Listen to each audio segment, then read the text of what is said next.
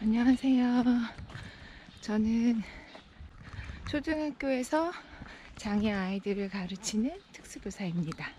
지금 출근하는 길이에요. 비 온 다음이라서 냄새가 너무 좋다. 숲속 냄새가 너무 좋아요. 가끔 이렇게 걸어서 출근을 하는데요. 오늘 진짜 너무 좋네요. 제가 유튜브 채널 이름을 좀 바꿨어요. 특수교사의 원포인트 해서 특보입니다. 특수교사의 원포인트라는 이름으로 바꿨는데요.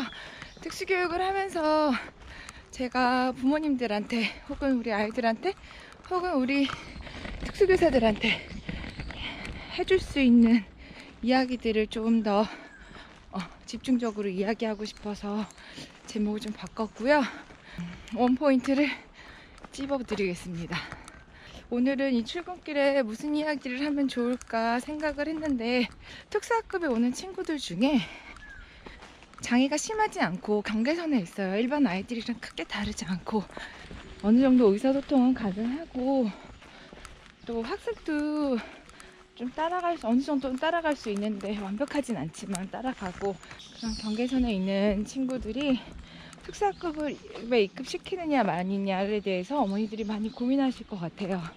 실제로도 약간의 장애가 있다고 판단되어지지만 그냥 일반 학급에서 우리 아이가 묻혀서라도 지냈으면 하는 어머니들이 계셔서 그런 분들은 특수학급에 잘 안 보내시려고 하더라고요. 그래서 오늘은 특수학급 입급의 장단점에 대해서 이야기해 보려고요. 특수학급 입급의 장단점에 대해서 말씀을 드리지만, 이거는 아이들마다 되게 다르고 아이들 특징마다 다르고 능력마다 다르고 어디까지나 부모님의 선택인 것 같아요. 네, 여러 가지를 생각하고 선택하시는 거는 부모님들이시니까. 경계선급 아이들이 특수학급에 오면 제일 먼저 걱정하시는 게, 특수학급에 입급이 돼서 내 아이가 라벨링 된다 그러죠. 낙인이 찍히는 건 아닌가 라는 건 제일 걱정하실 것 같아요. 그냥 적당히 숨어 있으면, 적당히 아이들한테 이렇게 묻혀갖고 있으면 잘 모를 수도 있는데, 특수학급 몸으로 쟤는 장애인이야 라고 아이들이 생각하고 혹시나 또 놀리고 그게 또 내 아이한테 상처가 되지 않을까라는 생각들을 하실 수밖에 없을 것 같아요. 그런 경우들이 그렇지 않다라고 말씀을 드리진 않겠어요. 어느 정도는 그런 부분이 있죠. 네, 아주 없지는 않은 것 같아요. 그게 단점이라면 단점이 될 수 있고, 그걸 이제 어떻게 극복해서 애가 생활하느냐의 문제인데, 근데 생각해보면 특수학급에 가지 않는다고 해서 아이들이 그 아이의 특성에 대해서 모르는 거는 아니에요. 선생님도 그렇고 학생들도, 아이들도 그렇고 다 알고 있어요. 대체적으로 다 알고, 학년이 올라갈수록 더 잘 알고, 얘는 나랑 약간 좀 다르구나. 명확하게 뭐가 다른지는 아이들이 모르겠지만 어쨌든 어려움이 있는 친구들 같은 경우는 학급 친구들이 대체적으로 다 알더라고요.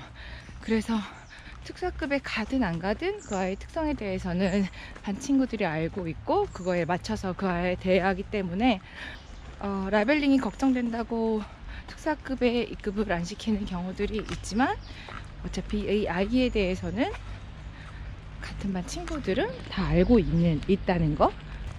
그래서 네, 벌써 산을 다 넘어서 학교에 도착할 때가 되었습니다. 마을로 내려가는데 네, 마을 밑으로 내려가면 사람들이 많으니까 이렇게 말하면서 걷기는 조금 힘들 것 같고요. 퇴근길입니다.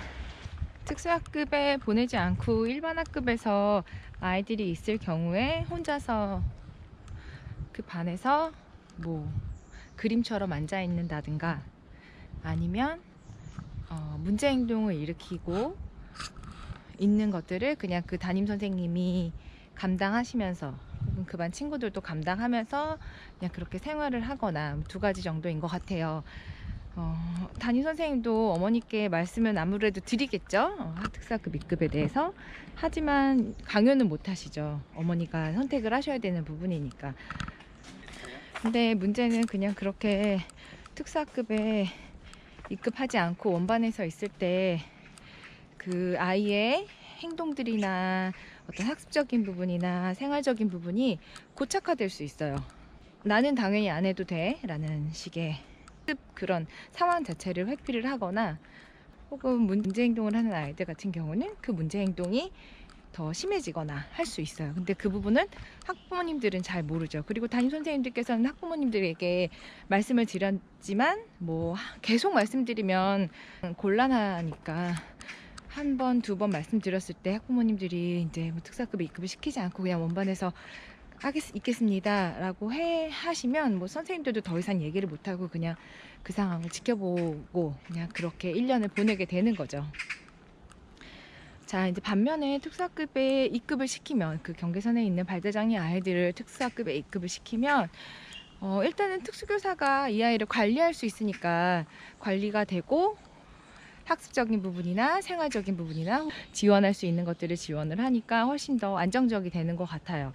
그리고 이제 특수학급에 오면 아이들이 경계선에 있는 아이들도 원반에서 생활은 하고, 내가 원반 소속이긴 하지만 특수학급에도 왔다 갔다 하면서 또 자기만의 어떤 쉴 공간, 자기만의 마음을 줄 수 있는 그런 공간을 갖게 되는 것 같아요. 그래서 아이들이 안정감도 있고, 우리 특수학급에만 오면은 이제 교실에서 입 닫고 있는 아이들도 특수학급에만 오면은 막 자기 이야기들을 하고, 어쨌든 누군가가 내 이야기를 받아주니까 이야기를 하고 하는 경우들이 많아요. 특수학급에 오면 1대1로 지도를 받거나, 혹은 뭐 3대1, 뭐 2대1 정도로 해서 소수의 아이들과 선생님이 수업을 하다 보니까 이야기할 수 있는 시간도 많고, 자기의 의견을, 자기의 의사를 표현할 수 있는 기회도 많고, 그 다음에 학습적인 부분들도 자기가 완전히 다 모르는 것들에 대해서는 좀 짚고 넘어갈 수 있고, 그냥 원반에 있을 때는 대충 안 하고 넘어가면은 워낙 늦어지면 선생님이 됐어 하지 말고 다음에 해 뭐 내지는 이런 식으로 넘어가는 경우가 많지만, 이제 특수교사랑 1대1로 수업 지도를 학습을 하다 보면 그렇게 넘어갈 수가 없잖아요. 그런 부분들이 아무래도 적극적으로 지원되는 부분은 좋은 것 같아요. 그런 게 장점이 될 수 있고요. 어쨌든 특수학급에 오면 그 아이의 행동 특성, 학습적인 부분, 생활적인 부분 다 특수교사들과 일반 교사들이 이야기하고 개별화 교육 계획을 세우고, 그거에 따라서 지도를 하고 하니까 아무래도 관리가 되죠. 학교에서, 생활에서. 혹여나 그리고 학교에서 무슨 문제가 생겨서 사안이 발생을 하더라도 담임교사 혼자가 아니라 특수교사, 담임교사 이렇게 협력해서 이 문제를 해결할 수 있으니까 그게 장점이죠. 그리고 학교에서는 이제 교실 수업뿐만이 아니라 뭐 그런 현장 체험 학습, 그 다음에 학년마다 이루어지는 여러 가지 활동들이, 외부 활동들이 있어요. 3학년 같은 경우는 수영을 하러 간다던가, 아니면 현장 체험 학습을 간다던가, 뭐 지역사회 연계해갖고 어디론가 갈 때, 그때도 이제 담임교사 혼자가 그 아이를 맡는 게 아니라 특수교사가 지원을 해서 그런 외부 활동을 하는데 무리 없이 도움을 줄 수 있는 경우들이 많고요. 그러니까 얘기하다 보니까 장단점이 아니고 경계선나 발달장애를 갖고 있는 아이들도 특수학급에 입급시키세요 뭐 이런 얘기들이 제 요지인 것 같네요. 근데 장단점은 분명히 있고 선택은 어머니들의 몫인 것 같아요. 하지만 특수학급에 대해서 이제 단순히 라벨링이, 낙인 찍히는 것들이 겁나서 일반 학급에서 혼자 아이를 둘게요 라고 하는 거는 저는 잘 모르겠어요. 그거보다는 특수학급을 이용하는 게 어떨까 싶습니다. 경계선에 있는 아이들이 진짜 어려운 것 같아요. 부모가 되다 보니까, 저도 아이를 키우다 보니까 그게 정말 어려운 일이구나 라는 생각은 들어요, 마음적으로는. 하지만 아이에 대해서 좀 더 생각을 해본다면, 물론 그것도 선택의 문제이긴 할 텐데, 내 아이가 다른 아이들이랑 조금 다른 부분이 있다면 그 부분을 인정을 하고, 그 부분을 인정을 하는 게 일단 제일 중요할 것 같고요.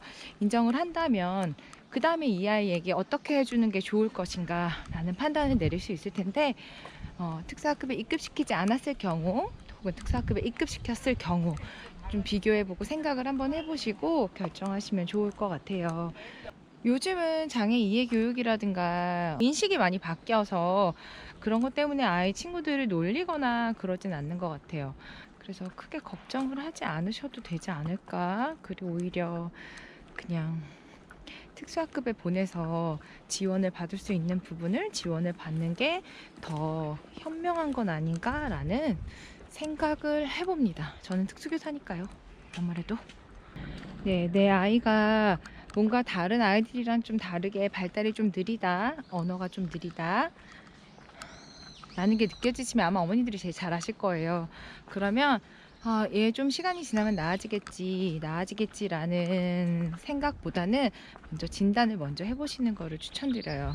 그 다음에 아이한테 필요한 교육을 할 수 있잖아요. 너무 늦어지면 힘들거든요. 좀 더 어릴 때 하는 게 제일 좋거든요. 걸으면서 얘기하니까 약간 횡설수설하게 되는 것 같아요. 그 다음에는 그냥 앉아서 얘기할까 봐요. 네, 오늘은 이렇게 한 포인트 잡고 갑니다.